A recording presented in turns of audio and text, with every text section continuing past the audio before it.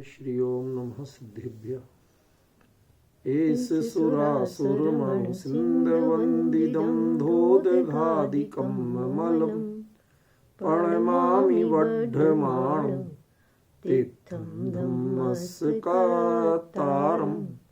से पुण्यतीर्थैरि ससौ सिद्धे विशुद्ध भावे समणे अणाणदंसं चरित तव वीर्यायारि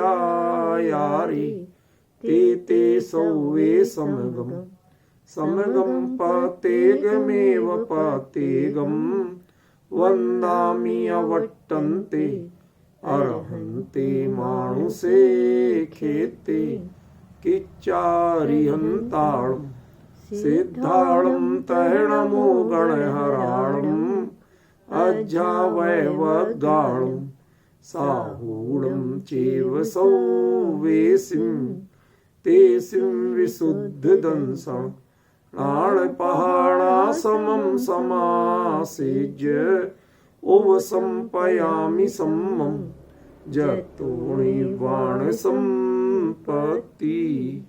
प्रवचन सार परमागम चरणानी योग चूलिका महाधिकार गाथा 273 पृष्ठ 515। सम्मं विदिद पदत्था चत्ता उवहिं बहित्थमाझथं विषये सुणावसत्ता जेते शुद्धा तिणे दिठा।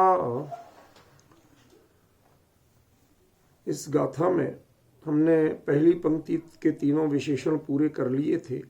सम्मम विदित पदत्था पहला विशेषण, चत्ता उविहिम दूसरा विशेषण, बहित्यमज्जत्थम तीसरा विशेषण।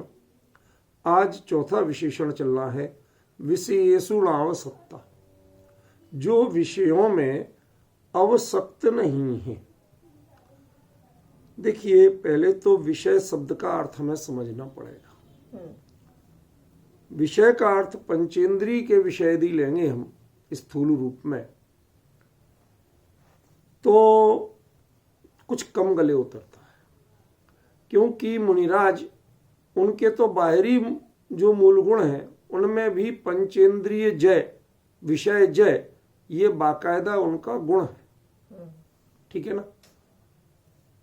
इतना तो द्रव्यलिंगी भी एक बार कर लेता है, क्योंकि बाहरी मूल गुण तो उसके भी होते हैं पूरे, समझ में आएगा। तो शुद्ध जो श्रावणने वाले हैं वो भी उतना ही करें, ये बात समझ में कम आती है। दूसरा कि पंचेंद्रिय के विषयों को जीतना, उनका आसक्ति नहीं करना, उनकी गुलामी नहीं करना, ये तो सामान्य सम्यक दृष्टि भी कर लेता है, देशवृत्ति भी कर लेता है। ये बात महावृत्ति के लिए कहां से आ गई, समझ गया ना। और किस भूमिका में कि जिसने अपने पद के अर्थ को भली भांति जान लिया है, उवधि को छोड़ दिया है, बाहरी क्रिया जो अपने 28 मूल गुण और उत्तर गुण की क्रियाओं में भी जो मध्यस्थ हो चुका है, उसके बाद की बात है कि विशेषु नावसत्ता, ये उसके बाद की बात है, उससे ऊपर का विशेषण है, उसके बाद की भूमिका है। तो हमें उस गरिमा के साथ इसको समझना पड़ेगा। दरअसल जो एक हम लोगों को आम आदत पड़ गई है, हर चीज के लिए अध्यात्म तो परम अतीन्द्रिय ज्ञान आनंदमय, ये हो गया अध्यात्म, हो गया सीधा शिखर पर बैठा दो, और बाहर में जो इंद्रिय विषय होता है, इंद्रिय विषय वो एकदम मतलब कहीं उनका तारतम्य की हम कोशिश नहीं करते। जिसका जो अर्थ करना, जो प्रचलित अर्थ है, ठोक दी। अरे भाई, वो वहां पर लगता है, कैसे लगता है, कौन इतना परेशान हो। शब्द आप बड़े भारी भारी ले लो, जिससे अगला आदमी वैसे ही दबके रह जाए, वो ज्यादा दिमाग ही नहीं लगा।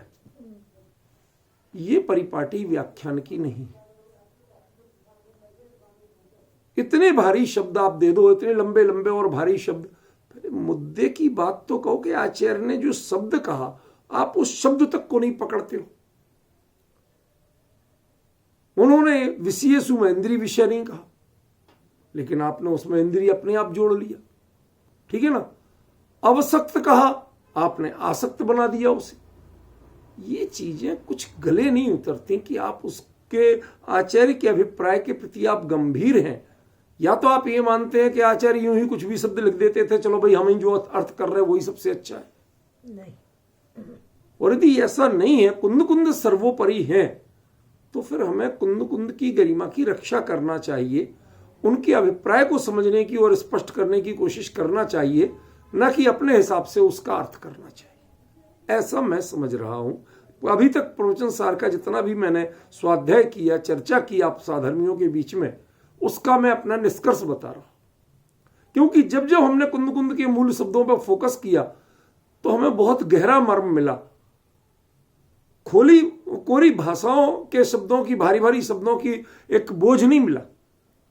एक वही की वही रिटंत विद्या आप हर किसी के साथ लगा देते हो। ये क्या है भैया? सब चीजें एक नहीं है। और यहां निश्चय व्यवहार है नहीं। निश्चय व्यवहार में तो ये हो जाता है कि निश्चय रूप में तो सब कुछ एक आत्मानुभूति में ही है और बाहर में व्यवहार में वो भिन्न भिन्न रूप में दिखाई देता, तो वहां तो हमें समझ में आ भी जाए, पर यहां तो निश्चय व्यवहार है ही नहीं। फिर उसको ऐसा क्यों आप बनाते हो, हमें समझ में नहीं आ पा रहा। थोड़ा सा गंभीरता से लें। हमने जो पहले इस पर चर्चा की थी गाथा का अर्थ करते समय, उस समय क्या कहा था? अवसक्त का अर्थ आसक्त नहीं है। अवसक्ति माने जिज्ञासा भाव, आसक्ति माने राग और भोगने का भाव। जिज्ञासा और भोगने की लिप्सा, ये दो भिन्न भिन्न चीजें हैं। हम कई विषयों में जानकारी रख सकते हैं, समझ में आया ना? लेकिन कोई जरूरी नहीं कि आप उसे भोगने का भाव रखते हो, यूज करने का भाव रखते हो, चखने का भाव रखते हो, ऐसा कोई जरूरी नहीं। समझ में आया? जहर होता है, वो जहरीला है, खाने से मर जाते हैं, जानते हो आप, ठीक है ना? इसकी जिज्ञासा मात्र से तृप्त होते हो कि उसकी भोग लिप्सा करके मानते हो? जिज्ञासा मात्र। कभी इच्छा हुई एक आध बार कि एक बार टेस्ट करके तो देखें कि वाकई में मरते कि नहीं मरते इससे? नहीं, बताओ ना। आप लोग बड़े अभ्यासी हो, मैं आपके सम्मान करता हूं और सम्मान पूर्वक ही कह रहा हूं कि वास्तविकता क्या है। जिज्ञासा जिसके प्रति होती है वह ज्ञान की एक सीमा में रहती है। जानकारी मिल गई, वहीं पर वो तृप्त हो जाता है। और भोग की लिप्सा वो जिज्ञासा से भड़कती है, तृप्त नहीं होती। जानने से तृप्ति नहीं मिलती। आपको जितनी जितनी पंचेंद्रिय के विषय के भोगों के बारे में जितनी जानकारियां मिलती हैं, सच बताओ आपकी भूख भड़कती है कि तृप्त होती है? बढ़ती है। कहाँ क्या मिलता है, सबसे बढ़िया चीज क्या होती है? आजकल लोगों ने दिल्ली में एक नया अपना बिजनेस का तरीका शुरू किया। वो नवभारत टाइम्स वाला हर संडे को हर तरह की चीज, खाने पीने की चीजों के बारे में दिल्ली के 4 कोनों में 4 जगह 4 अलग अलग स्पेशल दुकानदारों की बात करता है, उनके रेट बताता है, उनके कैसे कितनी साफ सफाई रखते हैं बताता है, कितने समय पुरानी उनकी दुकान है, कहाँ के स्पेशलाइजेशन है, सब बताएगा। मेट्रो स्टेशन, कौन से मेट्रो स्टेशन, सब कुछ। आदमी जाओ किसी तरह, सब रास्ता बता। और उस दिन की बात बताऊं मैं आपको कि एक बार मैंने इसको जांचा, वाकई में आपके पहाड़गंज एरिया में जाके जांचा मैंने, अमित जी के एरिया में। वहां बताया किसी ने कि साहब एक व्यक्ति सप्ताह में एक दिन सिर्फ कच्चे केले के समोसे बनाता है, जैन विधि के।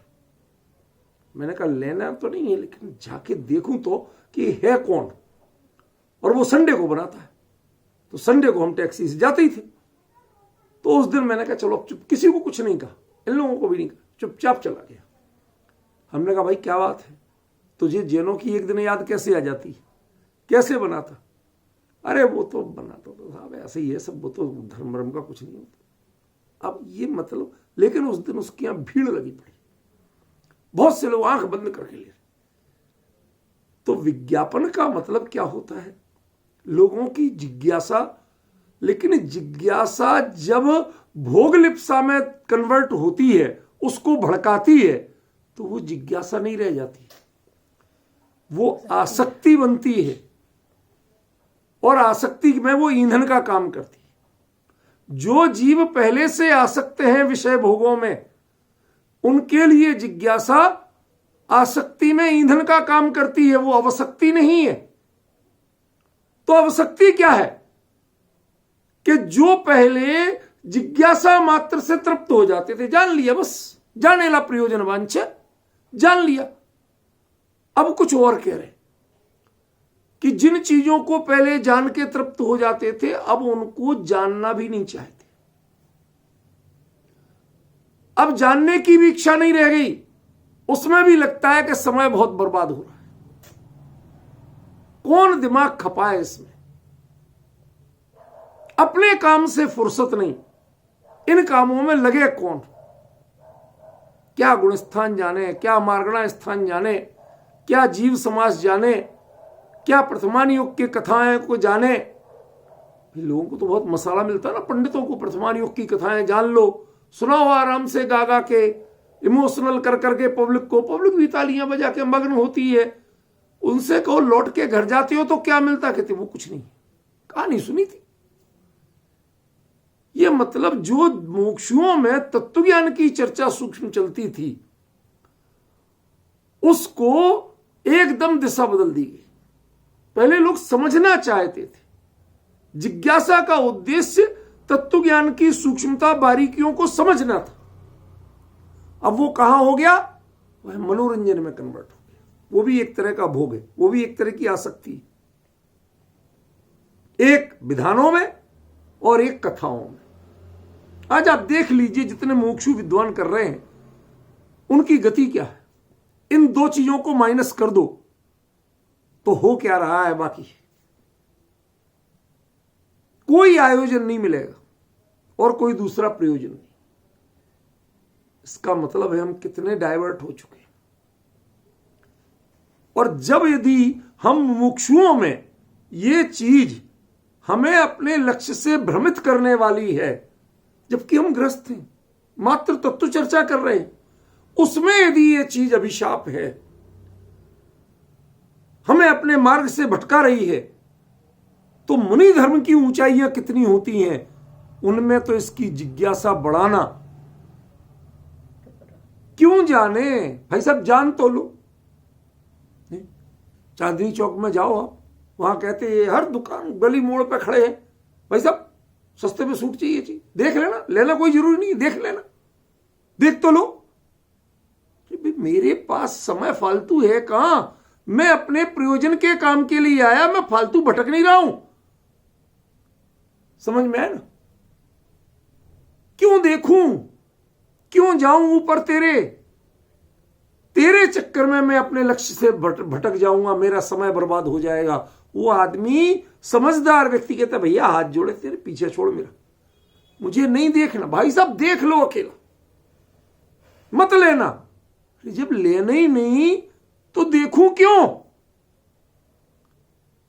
ऐसे ही उनसे अब हमें जिज्ञासा की तृप्ति नहीं करना। मेरे तो यदि जिसको अपना निज निधान मिल गया, उसको पर में जिज्ञासा होती नहीं।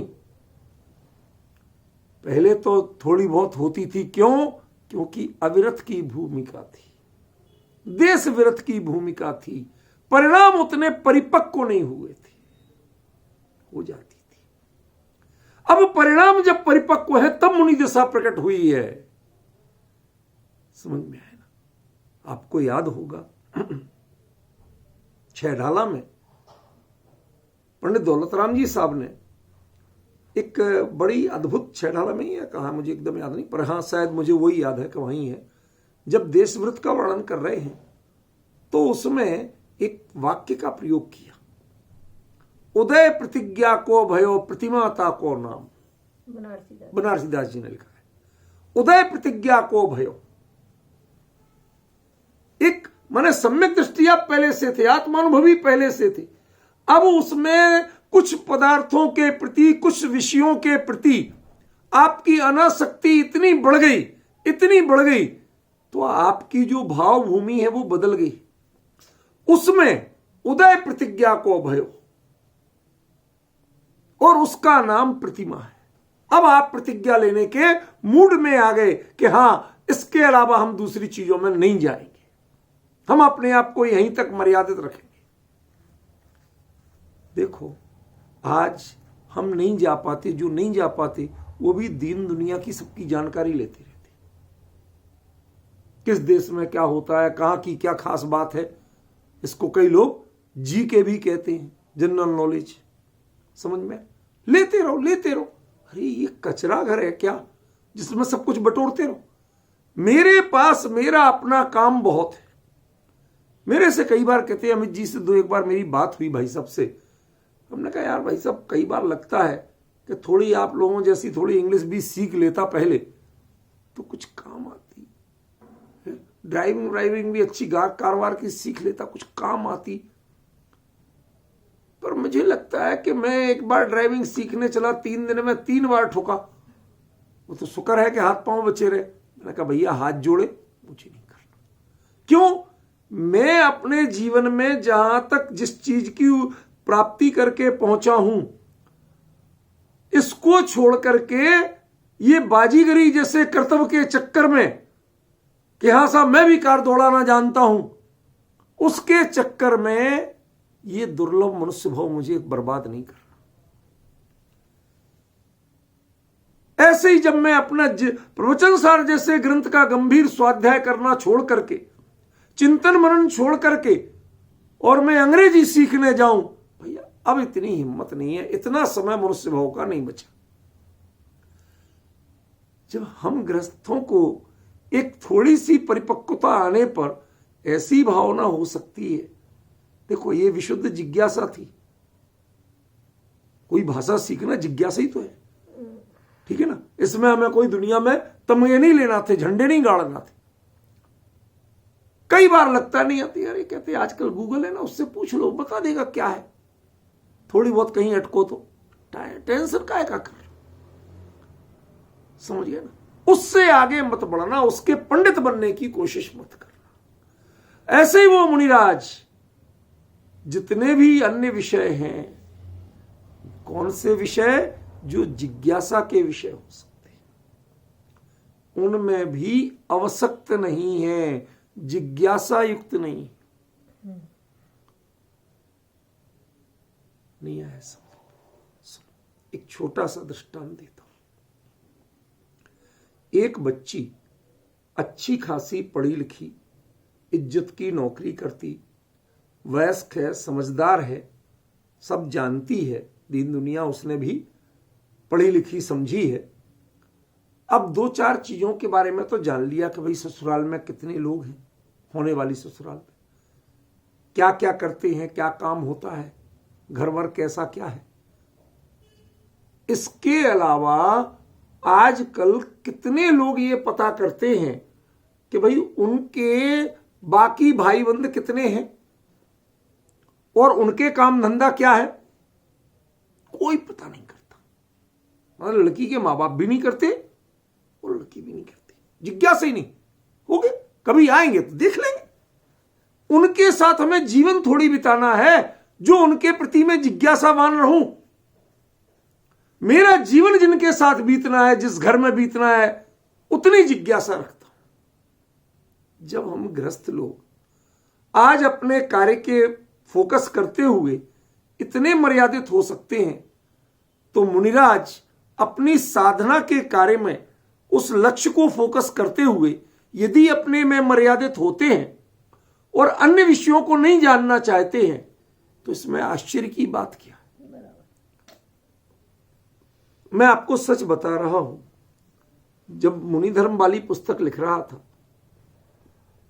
उसमें लिखते समय जब उत्तर गुणों का प्रकरण आया, रूपल बहन मेरे से पूछ रही थी ये क्या होते हैं, शांति से बता रहा हूं। जब उत्तर गुणों का प्रकरण आया और उसमें कई हजार उत्तर गुण बताए, मैंने कहा भाई साहब हो गए। मैंने एक चैप्टर में निपटाया और खत्म किया। कहां तक लिखेंगे? कब तक उसका विस्तार करेंगे? कहां कहां से ढूंढ के लाएंगे?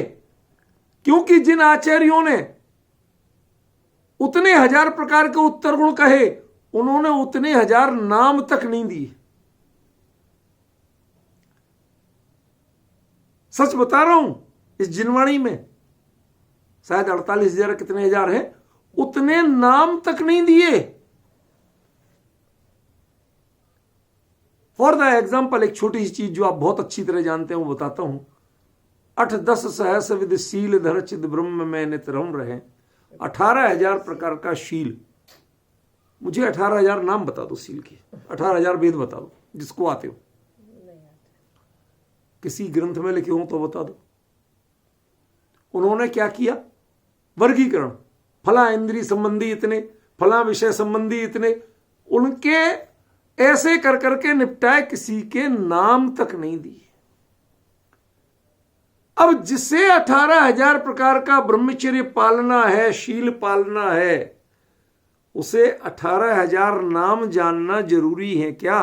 वो उनको पहचान पहचान के उनसे बचेंगे कि अपने स्वरूप में सिमट के उन सब दोषों से बच जाएंगे? यदि अपने में सिमट के सारे दोषों से बचा जा सकता है तो उन 18,000 प्रकार के भेदों को जानने की जरूरत क्या है? मुझे ये बताता। मेरे पॉइंट समझ में आ रहा कि नहीं? किसको फुर्सत पड़ी? जब हम लोगों को फुर्सत नहीं है तो जिनके पास उसे साधने का महामंत्र है, एक अपने स्वरूप में चिद ब्रह्म में नित रम रहो, और 18,000 प्रकार के पल गए, और 18,000 प्रकार के पालने की सावधानी रखोगे तो गारंटी से चूक होगी। कल इस बारे में थोड़ा सा संकेत किया था। जितना आप बाहर में पालने में सावधानी, कितना करोगे सावधानी भाई साहब? कोई लिमिट है? क्योंकि शास्त्र में जितना उत्कृष्ट वर्णन दिया है, उतना उत्कृष्ट यदि आप उसको फॉलो अप करना चाहोगे तो नहीं कर पाओगे। तो फिर झूठा लिखा क्या शास्त्र में? नहीं, शास्त्र में बिल्कुल सही लिखा, लेकिन वो उनको देख के उन्हें नहीं साधा जाता है। क्या साइकिल चलाई, चलता क्या है? पहिए चलता है ना। पहिए को देखो, नहीं चल पाएगी। गारंटी से गिरोगे होने में, गारंटी से गिरोगे। सामने देखते जाओ, जहां पहिया जा रहा है उसको नहीं देखना, सामने देखते जाओ और उसे पेडल मारते जाओ। हैंडल कहां घुमाना ये ब्रेन का काम है, हाथ का काम है, आंख का काम नहीं। यदि आंख को वहां लगाओगे तो खतरा है। पेडल कैसे मारे जा रहे नीचे देखना एक बार कि सही लग रहा है कि नहीं लग रहे, खतरा है। ब्रेक सही लग रहा है कि नहीं रहे देखना, गारंटी से ठुकोगे। ये क्रियाएं सहज हों लेकिन इनके प्रति आपकी जिज्ञासा वृत्ति नहीं हो, जानने की इच्छा नहीं हो, ये सहज चलेंगी और आपकी परिणति, आप क्या कर रहे हैं कि साइकिल चला रहे, ब्रेक मार रहे, पेडल मार रहे, हैंडल घुमा रहे, कुछ नहीं कर रहे आप। असल में क्या कर रहे? साइकिल चला रहे। ऐसे ही मुनि धर्म का साधन कर रहे हैं। यही एकमात्र उनकी असलियत होती है। बाकी सबके प्रति जिज्ञासा से रहित, किसी अन्य विषय में जानना नहीं। ये विषय माने पंचेंद्रिय विषय नहीं है भैया। पंचेंद्रिय के विषयों की चिंता जिसे होगी वो मुनिराज बन सकता है क्या? मुझे इतनी सी बात बता दो, क्या जिसे पंचेंद्रिय के विषयों की चिंता हो वो मुनि बन सकता है क्या? असल में ये बात आपको समझ में क्यों नहीं आती? आजकल की परिस्थितियां देख के, जब कहते हैं कि जब तक हमारे यहां एसी की व्यवस्था नहीं होगी तो हम चौमासा नहीं करेंगे, चेलों को भेज के दिखवा रहे। आपने असल में ऐसे लोग देख लिए ना, इसलिए आपको इनका स्वरूप समझ में नहीं आता। मुनि धर्म वास्तव में क्या था ये आपको समझ में नहीं आता, क्योंकि आज आपने सारा नकली माल देख रखा है, असली माल आपने देखा ही नहीं है। ये असली माल की चर्चा है भाई साहब। आजकल जितना खा रहे हो ना आप, प्योर माल आपने चखा ही नहीं है, देखा ही नहीं है। मैंने आपको एक बार बताया था, अमित जी याद हो, मुकेश जी, एमपी साइड जो एमपी गेहूं कहलाता ना, वो असल में एमपी गेहूं क्या कहलाता है आपको पता ही नहीं। वो एमपी देसी सरबदी सब नाम है, ये तो कुछ नहीं। असली एमपी गेहूं वो कहलाता, जिस नस्ल का नाम है वो है कि जिसमें कभी भी सिंचाई नहीं की जाती थी। खेत में बोने के पहले जब जुताई करेंगे, जुताई के बाद उसमें पानी भर देंगे, खेत में नमी कर देंगे अंदर तक, फिर 3 दिन बाद फिर एक हल्का सा हल चलाते हुए पीछे से बीज बो देंगे, और उसके बाद पाटा सा चला दिया, मतलब बीज अंदर चला जाए। अब भूल गए, अब तुम्हारा काम है सिर्फ निराई गुड़ाई करना। निराई माने, बिल्कुल इसका अर्थ समझा रहा हूं, निराई माने और गुड़ाई माने, इन शब्दों को जानते हो? क्यों मुकेश जी, आप तो जानते होगे ना? हाँ। अभी पूछें तो अंतर नहीं बता पाओगे। निराई माने खरपतवार निकालना, जो आपके पौष्टिक तत्व दूसरे खा रहे हैं, जिनकी खेती नहीं कर रहे आप, और वो खा रहे हैं, समझ गए ना? तो वो ना खा जाएं, उनको निकालना, ये है निराई। और गुड़ाई कि जो बीज है ना, वो अकेले जमीन में जो पड़े हैं उन तत्वों से नहीं पनपती है फसल, उसके लिए सूरज की किरणें और ताजी हवा भी चाहिए जड़ों तक। उसके लिए जमीन को पोला बनाते हैं, उसको गुड़ाई कहते हैं, समझ गए? तो वो कहते हैं कि वो किसान कहते हैं हम अधिक से अधिक 2 काम करते हैं गेहूं की फसल पकने तक, निराई और गुड़ाई। ना खाद देते हैं ना पानी देते हैं। 8 महीने 9 महीने वो खेत ऐसे ही पड़ा रहता है, धूप से अपने एनर्जी लेता है, समझ में आया? पूरी बारिश हुई, उसने अपने अंदर तक समाई, कुछ नहीं करते उस खेत में। 9 महीने खेत खाली पड़ा, 15 दिन उसकी तैयारी करते हैं और 2.5 महीने की फसल होती है। वो पौधा इतनी बड़ा होता है, ज्यादा बड़ा नहीं होता है। एक बार भी पानी नहीं देते हैं। जो ये मावट बोलते ना, मावट, पुसौठ, मावट, ये 2 नाम हैं, जानते हो? पुसौठ माने पौष महीने की व्रत माने बारिश, और महावट माने माघ के महीने की बारिश। ये जो कुदरती पड़ती है, बस यही उनकी सिंचाई है, समझे? प्राकृतिक जो आ रही है, कृत्रिम नहीं। आपके कुएं का पानी नहीं डालना, तालाब का पानी नहीं डालना, नलकूप का पानी नहीं डालना। वो जो बीज कम होते हैं लेकिन उनकी पौष्टिकता इतनी होती है। ये शांति भाई मुंबई में रहते ना, लेकिन इन्हें पता नहीं, इस साल वो गेहूं 1250 रुपए किलो बिका है बॉम्बे में। वो अभी भी कुछ लोग पैदा करते हैं, और बॉम्बे की मतलब जो टॉप मोस्ट लोग हैं ना, वो खरीदते हैं, वो जानते हैं, उनको उनके डीलर्स का पता है। और वो एमपी से पैदा होके वहीं नहीं बिकता, वो सीधा वहां जाता है।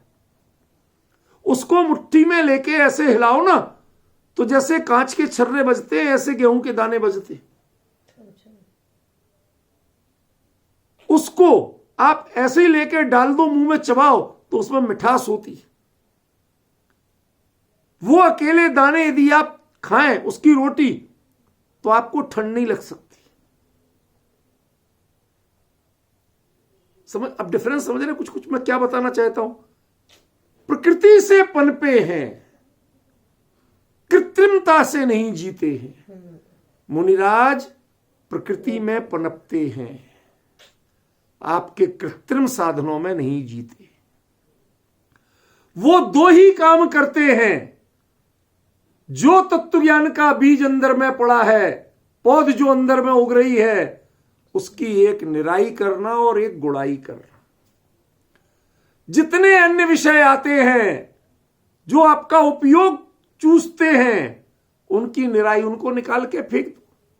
मुझमें निज गायक के अलावा अन्य विषय को, मेरे उपयोग को जो किसी अन्य विषय में ले जाता है, उसको निकाल के फेंक दो। वो काय का था, कहते हमें इससे पता नहीं, मतलब नहीं। उनके खेत में यदि सरसों की जगह केसर का भी उग जाए तो वो निकाल के फेंक दे, वो पहचानने की कोशिश नहीं करते। भाई साहब हमारे खेती तो गेहूं की है, उसमें बाकी कुछ भी उगे वो सब खरपतवार है। समझ गया? थोड़े धैर्य से पचाना, मैं किसी की अपमान करने के लिए नहीं कह रहा हूं। ऐसे ही जिसे विशुद्ध तत्व ज्ञान का रस लगा हो, उसे चाहे करणान योग की जितनी संदृष्टियां हैं वो भी खरपतवार है। जानना नहीं चाहता, कौन लगाए, कौन बनाए, कौन इसमें उपयोग खपाए, एक अपने निज गायक की चर्चा, उसकी धुन, उसकी मस्ती के अलावा कुछ सुहाता नहीं जिसे। कौन किसके माता, कौन किसके पिता, कौन किसके भाई, कौन किसके बहन, किस नगर में जन्मे, कहां मोक्ष गए, बस हमें इससे मतलब है। कहां से मोक्ष गए हमारा बड़ा भारी टारगेट नहीं। यह हम जैसे छदमस्तों के लिए टारगेट हो सकता है, उन भावलिंगी मुनिराजों के लिए टारगेट नहीं। अंतर समझ रहे हो आप? विचार रहे हो क्या? ऐसी परिणति जिनकी बदली हो, जिनके लिए कोई भी विषय जो अपना लक्ष्य है, लक्ष्य के अलावा कुछ भी उगाए, कुछ भी ज्ञान में जिज्ञासा वृत्ति पैदा करे, तो उसको निकाल के पहचानते नहीं है कि क्या था, क्या पहचानते नहीं है, फेंकते हैं, अलग करते हैं, उसको मुड़ के भी नहीं देखते कि उसका क्या हुआ। ऐसे ही जो अपने ज्ञानोपयोग में से अन्य विषयों को, एक गायक के अलावा अन्य जितने विषय हैं उनमें अवसक्त हो गए हैं, तिरस्कार तो नहीं करते हैं, द्वेष तो नहीं करते हैं, लेकिन उसमें जिज्ञासा वृत्ति भी नहीं रखते हैं। जानने में आ जाए तो आ जाए, लेकिन जानने की इच्छा नहीं रखते। देखो दो चीजों में मैं क्रम से आगे बढ़ रहा हूं। देखो एक विषय को समझाने में मुझे थोड़ा समय लगता है, मैं उसको नीचे से लेता हूं ऊपर तक। जानने में आ जाए उससे परहेज करें, द्वेष करें तो खतरा है। क्यों? क्योंकि जो ये विषय है पंचेंद्रीय विषय नहीं है, ये विषय है मुनि धर्म की साधना में जानेला प्रयोजनवान जिनको कहते हैं आप, वो विषय है। समझ गए? जानने में आए तो तकलीफ नहीं, बाकायदा जानेंगे। गमन करें तो ईरिया समिति में हर जीव को बाकायदा सावधानी पूर्वक जानेंगे। ऐसा नहीं है कि नहीं जानेंगे। समझे? जब मूलाचार का मैंने अध्ययन किया भी, उस दिन बोला भी था, उसमें एक अधिकार है, उस अधिकार में इतनी गणित भरी पड़ी है करणान योग की कि बहुत भरी पड़ी है। मैंने कहा आचार्य ने ये चरणान योग में करणान योग कहां से घुसा दिया? वो एक अद्भुत चीज है, पर्याप्ति अधिकार बोलते हैं उसको, वो अद्भुत चीज है। क्यों? जीव की कितने तरह की पर्याप्ति होती है, यानी जीव कितने कितने शरीरों में, कितने प्रकार के रूपों में पाया जाता है, उन सबकी आपको रक्षा करनी है। उनका घात ना हो, जब आपको पता ही नहीं होगा तो फिर आप उनसे बचोगे कैसे?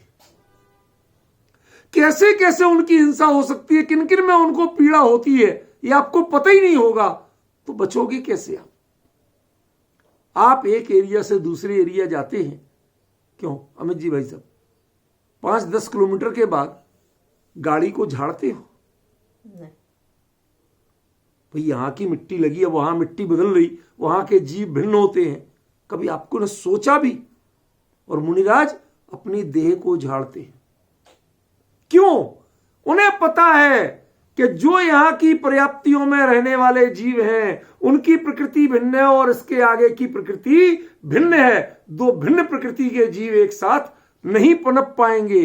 इनको यही उन्होंने झाड़ा, देह को झाड़ा, शांति से हाथ जोड़े, तब आगे बढ़ते हैं। इसका मतलब जानने में आए तो उसका तिरस्कार नहीं है, उसके प्रति पूर्ण सावधानी है। असल में जानने में आए ये अपराध नहीं है, जानने की बेचैनी हो ये अपराध है।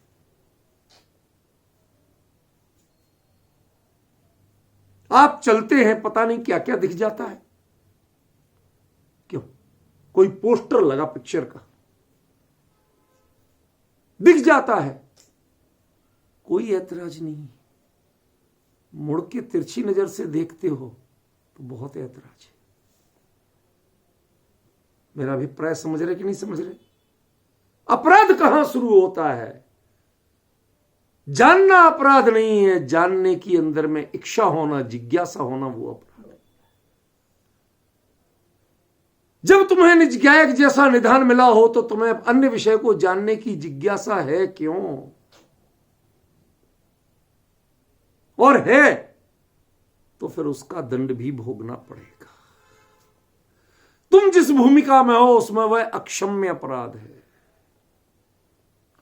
पंडिताई के लोग जाने दुनिया भर के विषय, करणान योग जाने, कोई चरणान योग का पंडित बने, कोई मुनि धर्म का बने, कोई श्रावक धर्म का बने, कोई प्रथमान योग का पंडित बने, चलेगा। लेकिन ध्यान रखना, जिसे अध्यात्म विद्या मिल गई हो और उसका रसिक बना हो, उसके लिए फिर कुछ भी नहीं रुचता। और कुछ में यदि उसका मन रमता है तो इसका मतलब तुझे अभी अध्यात्म विद्या मिली। जब विद्वानों में, जिज्ञासुओं में इतना भेद है तो जो साधना की इतनी उत्कृष्ट भूमिका मुनि धर्म में पहुंचे हुए हों, उनके शुद्ध श्रावण क्या होता है? कहते जो 18,000 प्रकार के शीलों को जानने की जिज्ञासा है। भाई साहब जान लो, कहीं तुमसे कोई गलती ना हो जाए। कहते भाई साहब ब्रह्म की चर्या करता हूं, ब्रह्म में दोष लगाने वालों की चिंता नहीं करता। क्या कहा? ब्रह्म की चर्या करता हूं, ब्रह्म की चर्या में दोष लगाने वालों की चिंता नहीं करता।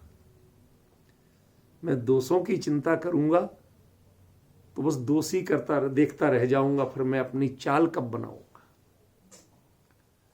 समझ में आए कि नहीं आए? ये विषय बहुत गंभीर है। जो मुनि धर्म के लिए जानने योग्य विषय हैं, सामान्य भूमिका में चरणान योग के ग्रंथ, मुनि धर्म के आचार पर ग्रंथ जिनको कहते हैं, इनको तुम बारीकी से जानो।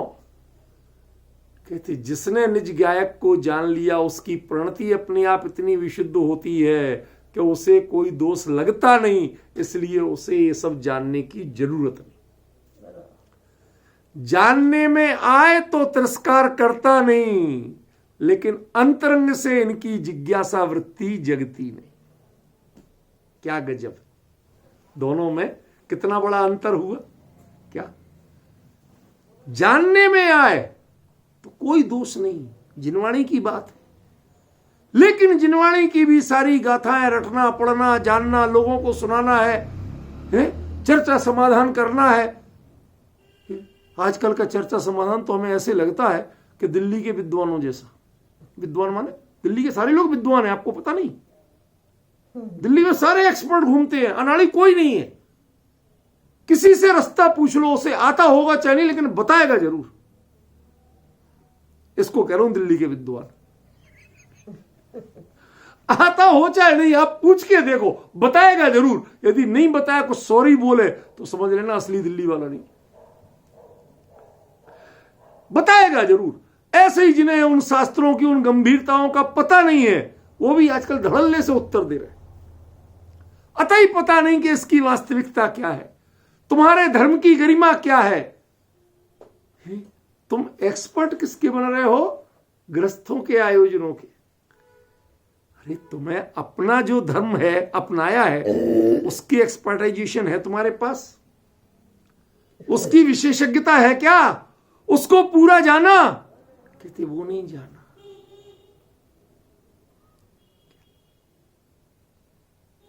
कितना बड़ा अंतर पड़ रहा है। हम सबको जानना चाहते हैं, लेकिन जो मुझे जानना चाहिए, जिसमें उपयोग रमना चाहिए, वहां उपयोग नहीं रमाते हैं।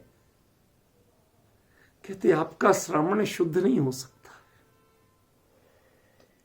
श्रावण में जितनी तालियां बजती है ना, शांति भाई बहुत गंभीरता से सुनना, श्रावण में यदि दुनिया तालियां बजाती है, और खास तौर पे इस पंचम काल के लोग तालियां बजाते हैं, समझ लेना आप उतनी डिफेक्टेड पीस हो। क्यों? क्योंकि इन भले आदमियों में अकल कहां है, सत्य को परखने की समझ कहां है, किस बात पे ताली बजाना। यहां तो ढोल नगाड़े पीट पलटने वाले और बंदरों की तरह उछल कूद करने वालों को भी लोग डांस कहते हैं और गाना कहते हैं। क्यों? पहले जिन राग लय उनकी जो बारीकियां थी उनको आज कौन जानता है, कौन पहचानता है? समझ गया? ऐसे ही आज महाराज जी कौन, हमारा कुछ ज्योतिष बता दें, भविष्य बता दें, आशीर्वाद दे के कल्याण कर दे। अरे जिस धर्म में एक द्रव्य दूसरे द्रव्य का करता नहीं, चार चार प्रकार के अभाव जिस धर्म में समझाए गए हैं, जो इस धर्म का आधार है। सोनगढ़ शिविर में जब जाते थे तो कभी कोई गुरुदेव से कहता कि क्या प्रश्न बाद में करना, पहले बताओ खेमजी भाई की क्लास में चार अभाव पढ़ के आए कि नहीं? नन्नालाल जी के पास जाकर के आपने लघु सिद्धांत प्रवेश का पढ़ी कि नहीं? और इतना जान लिया तो रामजी भाई के पास जाओ, उनकी क्लास अटेंड करो। उनकी क्लास तक मतलब आदमी बहुत दिनों बाद, बहुत शिविर बाद पहुंच पाता था। उसके बाद आके जब उतना सब पढ़ लो तब आके कोई प्रश्न करना, जिज्ञासा करना, वरना जिज्ञासा करने के अधिकारी नहीं। अभी तुम्हें चार अभाव का पता नहीं है और तुम आशीर्वाद, अरे तुम आशीर्वाद देने वाले कब से बन गए? आपको पता नहीं है जिनवाणी में ये निर्देश है कि यदि आप आशीर्वाद देने की मुद्रा में फोटो भी खिंचाते हो तो मुनि धर्म के प्रति आप उल्लंघन करते हो, उसकी मर्यादा का भंग करते हो। आप अपने आप को बड़ा मान रहे हो। आपको अपना काम नहीं है कि जो दूसरों पे ध्यान दे रहे हो। आपको मोक्ष में जाना है ना, कितनी दूरी बाकी है? क्या उन परिणामों का अंतर पता है? श्रेणी आरोहण कब हो पाएगा, कैसे हो पाएगा, क्या पता है इसका भेद? क्या वो जान लिया सब कुछ? नहीं जाना। और कहां अटके हो? आशीर्वाद देने में। उधर ट्रेन छूट रही है, इधर चेले बहुत आए हैं पैर छूने के लिए पंडित जी के।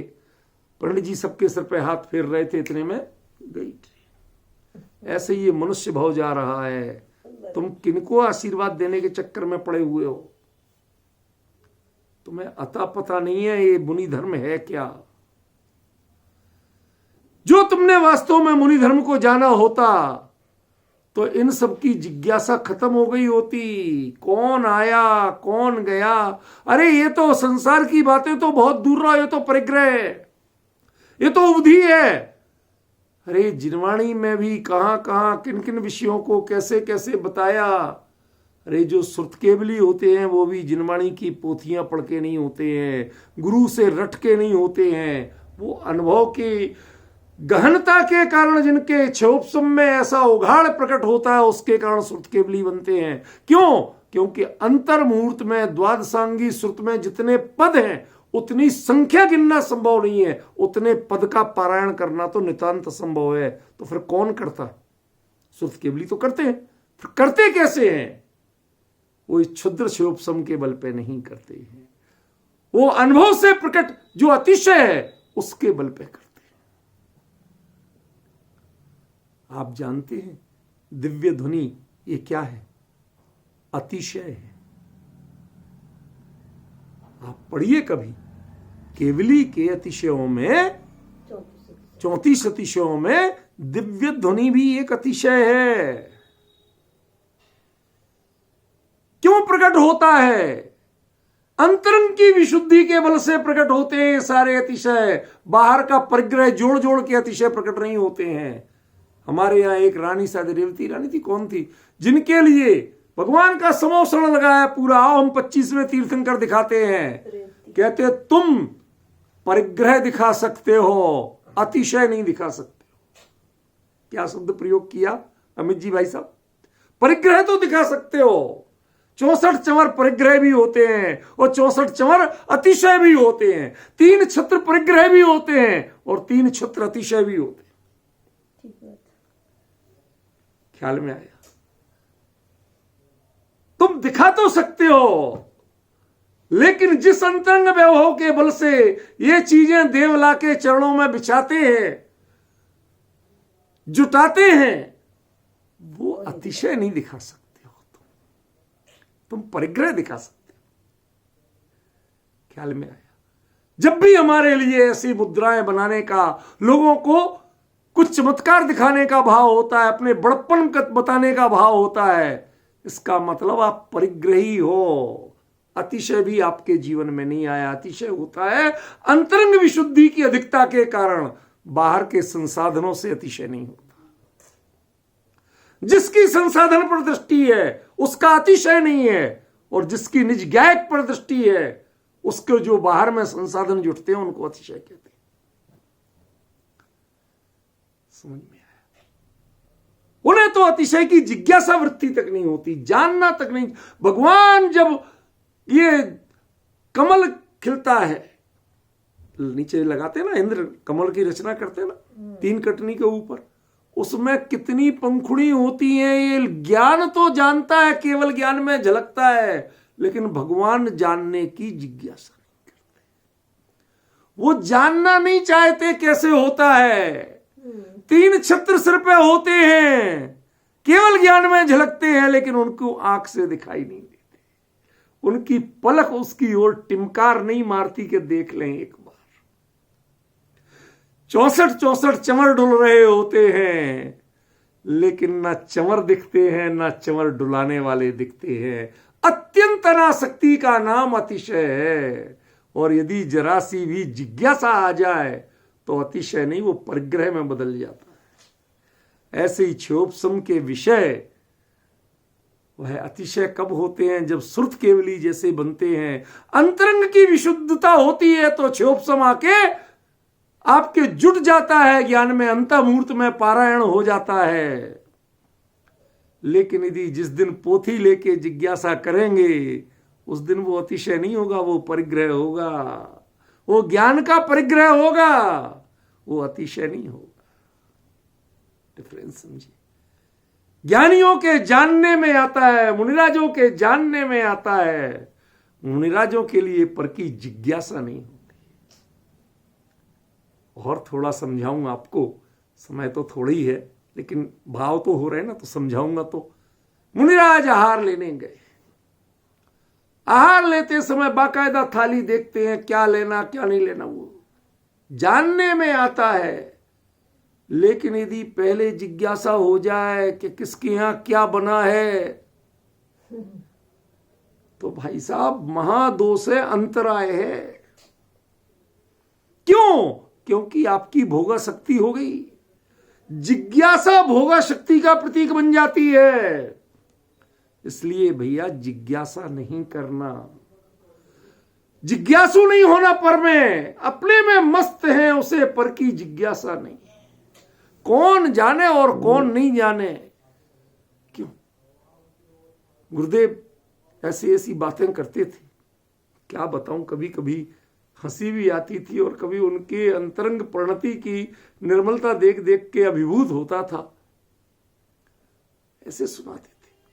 बॉम्बे में गए, धोबी तालाब के उधर मैदान में उनका व्याख्यान होता। लौट रहे अपने मंगलवर्धनी से, रास्ते में देखा तो बड़े बड़े पोस्टर लगे थे, ठीक है ना। उनमें हीरो हीरोइन का हाथ पकड़ के चलता दिखाई दे रहा था। हाँ, શું થઈ ગયો?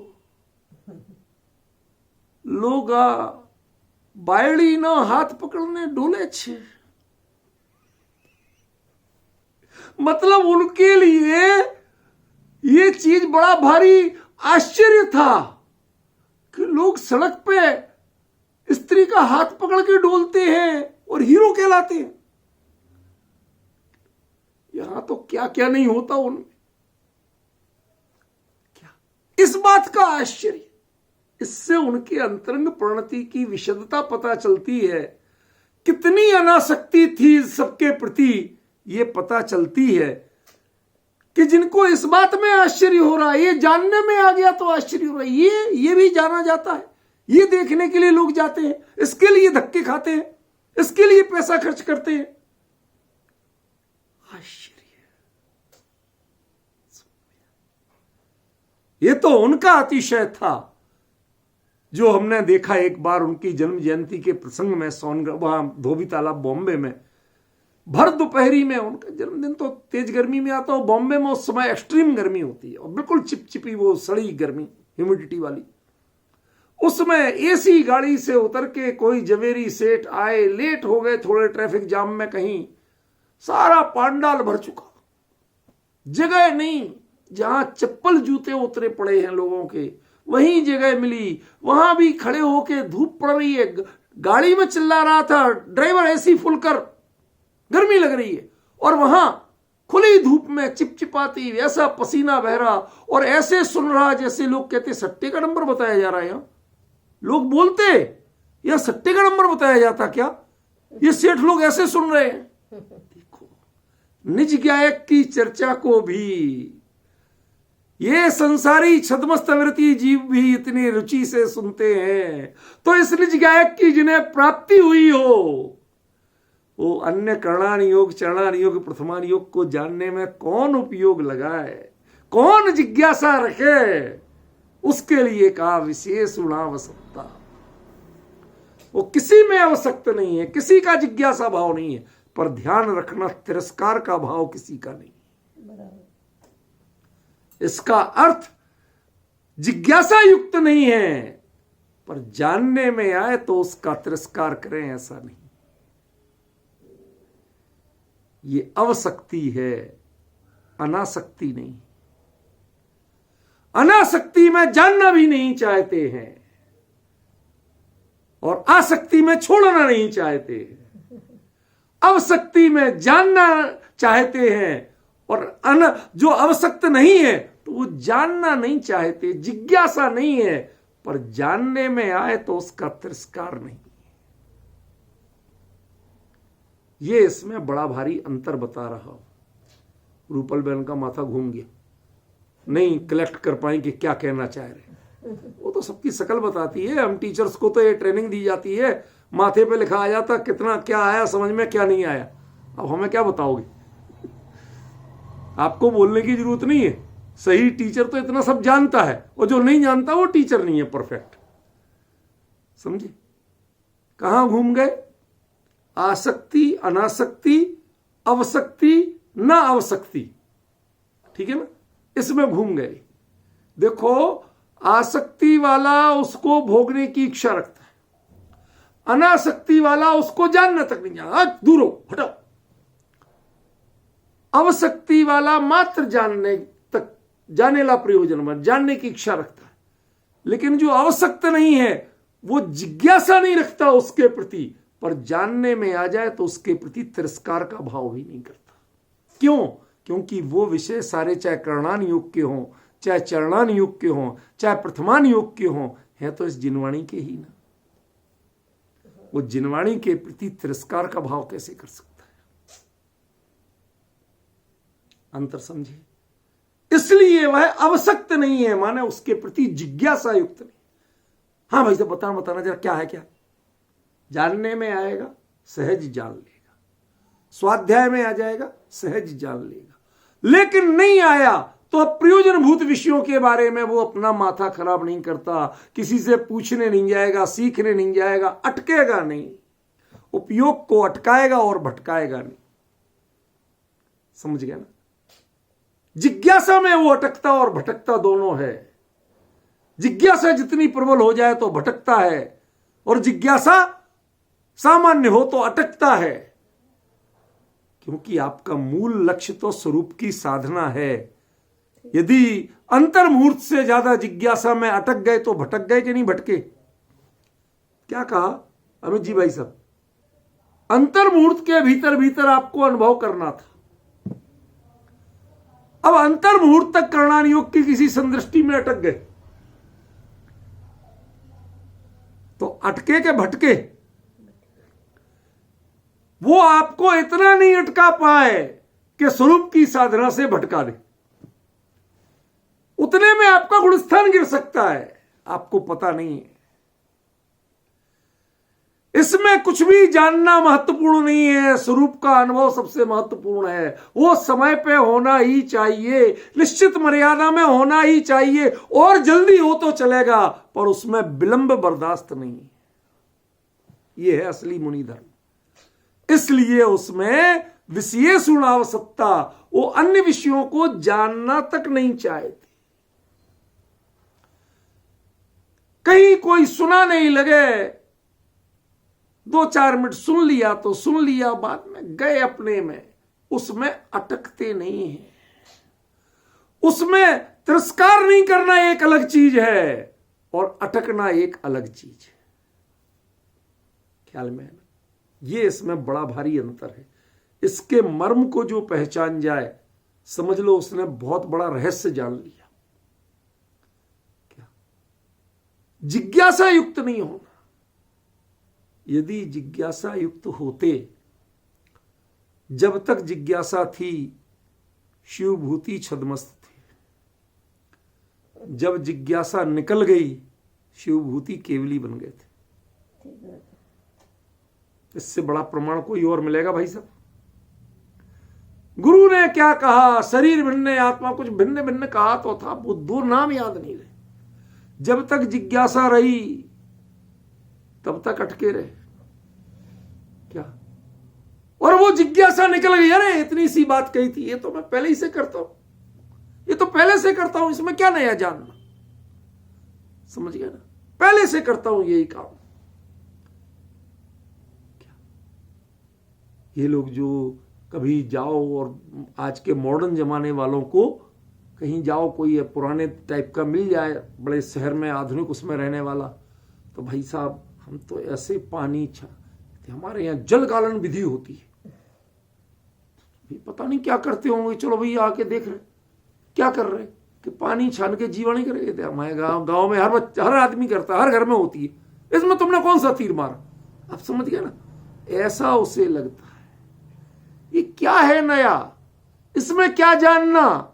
ये तो हमारे धर्म की, हमारे जीवन की सहजता है। ख्याल में? जान भी लिया तो उसमें कोई नयापन प्रतीत नहीं होता, और यदि नयापन हो भी तो उसमें जिज्ञासा नहीं बढ़ती। क्यों? क्योंकि इससे मेरा हित होने वाला नहीं है, मेरा काम तो ये है। एक लास्ट छोटा सा दृष्टांत देके, समय हो रहा है, चर्चा पूरी करूंगा। एक बात बताओ, आपके दिन में भोजन का नियम हो,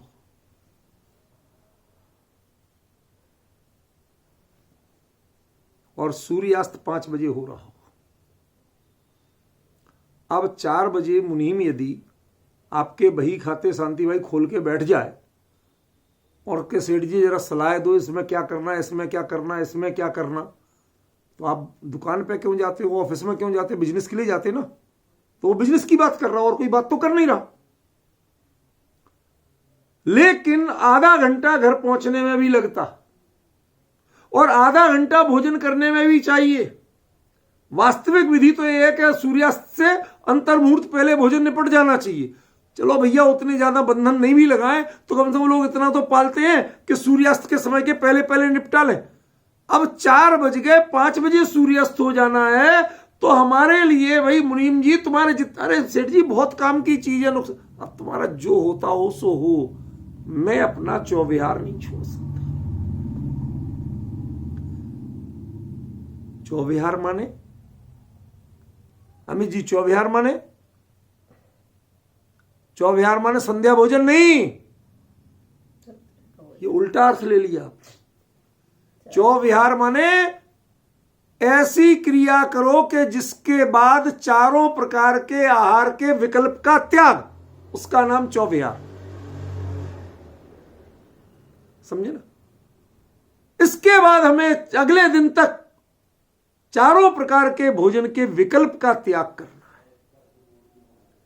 हमारे यहां अंथौ बोलते, गुजरातियों में चौविहार बोलते, इनका ज्यादा वैज्ञानिक प्रयोग है। अंथौ माने सूर्य डूबने के पहले पहले भोजन करना। आपकी दृष्टि तो भोजन पे है, और इनकी दृष्टि चारों प्रकार के आहार के त्याग पर है। हम उस कार्य को जल्दी से जल्दी निपटा लें जिसके बाद हम चारों प्रकार के आहार के विकल्प का त्याग कर सके। ऐसे यदि कोई चीज जानना है तो जान ली, लेकिन उसके बाद में ऐसी परिणति रखना कि उसमें अटके नहीं, जिज्ञासा नहीं। कितने हितकारी बताते हो भगवान, मेरा समय अब स्वरूप में समाने का है, मेरे लिए आपकी बातें सुनने जानने की फुर्सत नहीं है। इसका मतलब है विशेष आवश्यकता। जे ते शुद्धाति निदिष्ठा, उनको शुद्ध कहा गया। अब शुद्ध किस रूप में कहा गया उसकी चर्चा कल करूंगा आज समय।